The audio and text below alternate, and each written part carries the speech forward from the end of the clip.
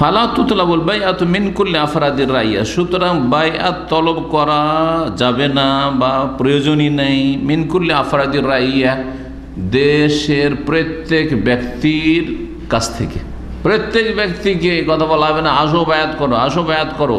হ্যাঁ, যেমন পোলিংয়ের জন্য ভোটের, ভোটের জন্য কি হচ্ছে, একটা বুথ হচ্ছে প্রত্যেক গ্রামের স্কুলে, আর সেখানে আসো আর ভোট দাও, আসো আর ভোট দাও।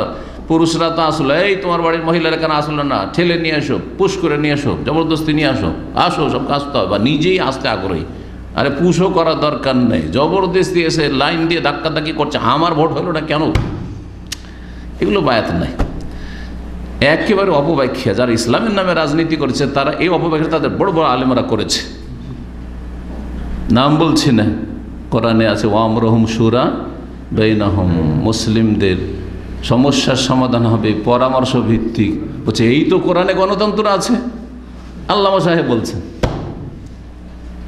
জি, তাদের ভুল ধরলে গীবত হয়ে যায়, মানুষের চোখ খুলে দিলে গীবত হয়ে যায়। এই হচ্ছে আমাদের দেশের জাতি। জি হ্যাঁ, কোরআনকে অপব্যাখ্যা করে মানুষকে জাহান্নামের পথ দেখাচ্ছেন আপনি, গোমরাহ করছেন আপনি। একটা শয়তানের ভোট দিতে যাচ্ছে আর একটা আল্লাহর ওলি ভোট দিতে যাচ্ছে, দুটোই সমান। আর বলছে মশওয়ারা, ও শয়তান কি পরামর্শের যোগ্যতা রাখে যে পরামর্শ দেবে? হ্যাঁ, ভোটে তো সমান অধিকার, কিন্তু পরামর্শের ক্ষেত্রে সমান অধিকার নেই। যার যোগ্যতা আছে সে পরামর্শ দেবে। তাহলে পরামর্শ আলাদা জিনিস। পরামর্শ দেয় যোগ্য ব্যক্তি আর ভোট দেয়, হ্যাঁ জি হ্যাঁ, যদি একটা আইন করে দেয় যে গরু ছাগলও ভোট দিতে পারবে, তো ভোট দিতে পারবে, অসুবিধা নেই।